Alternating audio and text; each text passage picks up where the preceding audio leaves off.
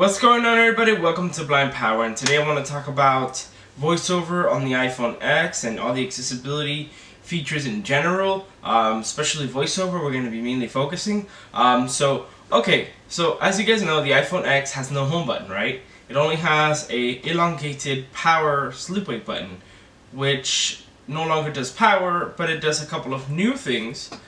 Of course, it still locks your phone, but it's got some new tricks behind its sleeve. So let's go ahead and get started. Alright, so as you know, there's no home button, and you're like, okay, so how do I access the home screen? How do you navigate it with VoiceOver?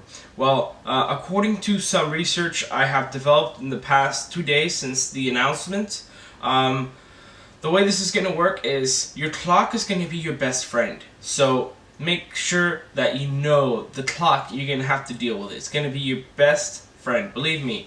It's the only other way that makes sense. It's going to be like where you're going to have to swipe from everything. So, alright, as long as your clock is selected, you're going to be able to swipe up with 3 fingers to go home. This makes sense because to go home on the normal gesture without VoiceOver, you swipe up from the bottom, and that is how you used to access Control Center. So to access Control Center on the current phones, you swipe up with 3 fingers. So that seems to make sense. The only logical gesture that makes sense. Instant switching apps, you swipe left and right from the bottom of the screen without VoiceOver. With VoiceOver, you have to have the clock selected, of course, and you swipe with 3 fingers left and right. So that's the second gestures that make sense. Now, the one that we still don't know is multitasking, because usually you swipe up from the bottom and you stay in the middle with your finger held and it'll bring up the app switcher. I don't know how that's going to work with VoiceOver. I couldn't find any clues on that in the iOS 11 firmware for the iPhone X. I looked a little bit of it. I know some programming, and I looked over some of the documentation. There's no clues of how that's going to work, so that's going to be a surprise. So now, what we do so far know is that to access your control center, you're going to swipe down with 3 fingers to access your control center. That one is the one that seems to logically make sense, because you swipe down from the clock without VoiceOver. So with VoiceOver, you swipe down with 3 fingers to access the control center. That seems, from what Apple did in the keynote, it seems logical to do with VoiceOver with 3 fingers. The only thing that's still a surprise for us is the multitasking gestures. Comment down below if you guys have any ideas. If the more noggins we get working, and more input we get into ideas, we need creativity around here to figure out how that's gonna work.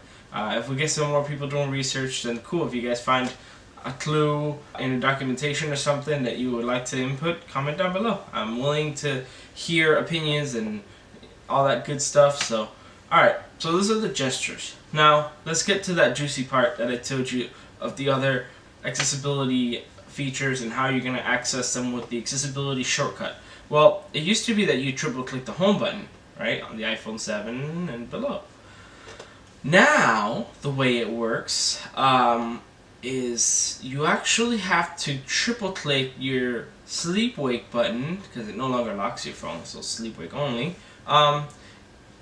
You triple click that sleep wake button to access your accessibility gestures. Now you're like, why does this make any sense? How did you come up with this conclusion? Everything that I find, I'm giving you guys the conclusion of why it makes sense. Right now, the reason why this makes sense is because you hold it to access Siri, okay? And you press it once for lock. So press once, lock it, hold it, Siri, and the only other thing that makes sense is triple click it to access accessibility shortcuts. Now, we do have a double click available, so there is a slight chance Apple could do double click, but that's too short, so then sighted people may trigger it by mistake in their pocket, or even though it's not enabled by default, but there could be accidental problems with that. So most likely will just be triple click your sleep wake button.